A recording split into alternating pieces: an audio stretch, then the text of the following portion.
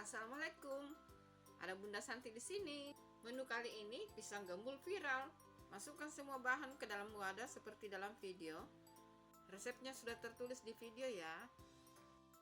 Setelah bahan-bahannya masuk semua ke dalam wadah, campurkan air sedikit demi sedikit. Aduk-aduk sampai adonannya seperti di video. Diamkan selama 15 menit.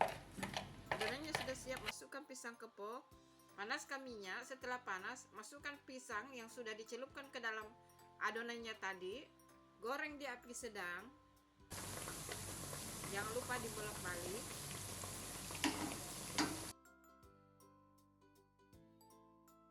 Pisang gembul tahapan pertama sudah matang. Ini tidak terlalu kecoklatan.